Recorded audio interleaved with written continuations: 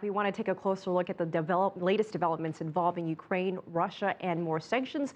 Joining us here in the studio is Mihaela Carstei. She's acting director of the Energy and Environment Program at the Atlantic Council. Welcome back to the show. Thanks for having me. You know, you were here about a month ago, and at that time, you didn't think that the current Western sanctions against Russia were enough. And now there's word of possible new sanctions. So do you think they could be enough this time around?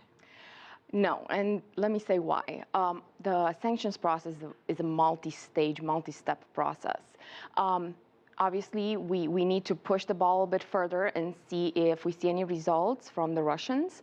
But unless we have sweeping multi-sectoral sanctions, which the Europeans are not yet there in accepting, I don't think we're really going to see meaningful change. Well, what do you think Russia's reaction would be to, possible new sanctions? Because we had the U.S. Secretary of State, John Kerry, basically putting it out there, warning that this could happen. Yes. What would be Russia's next step? I believe that Russia will not change its current path. What they're going to do with the new sanctions, or the threat of additional sanctions, is just use it to boost their own internal rhetoric, and especially the view that Western influence is what's shaping the events in Ukraine. But do you think the sanctions that were already set before are starting to be felt a little bit? Because, we just had today, Russia increased its interest rates again. The ruble took another hit. The economy there, it seems to be taking some sort of pressure. So I want you to address that and then get you to talk about whether that the current state of the economy there affects everybody.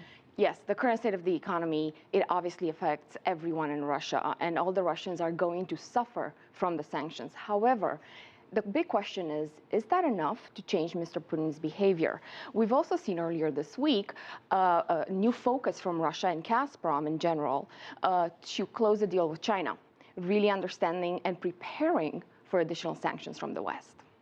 What about the fact, it could affect people in Russia, but what about all around the world, and especially Russia's neighbors? I mean, the economy does have to affect what's happening. Yes, and it depends on how much further we have to go with sanctions. It could affect us here at home quite dramatically, because think of all the oil exports that come out of Russia. The oil markets are global markets.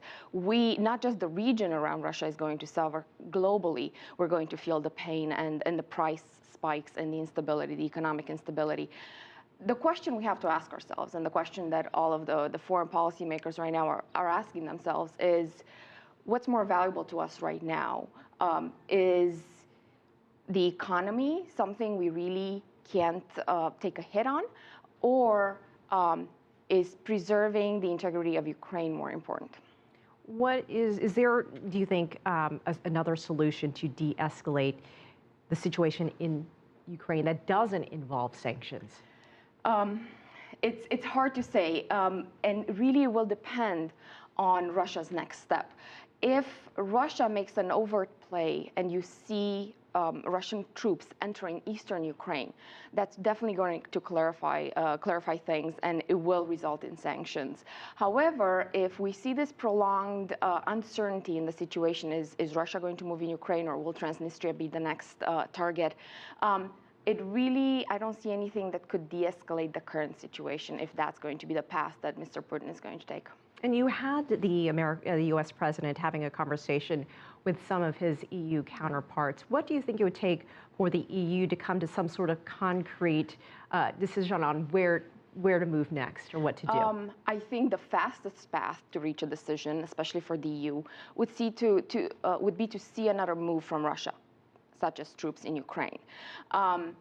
It's going to be very, very hard because of the economic interdependencies that everyone is talking about for the EU to have a consolidated position. We already see individual member countries encouraging sanctions, but at the same time petitioning Brussels not to affect the sector that's closer to their national interest. All right, Mihaela Carstei, we appreciate your time. Thanks for joining us this evening. Thanks for having me.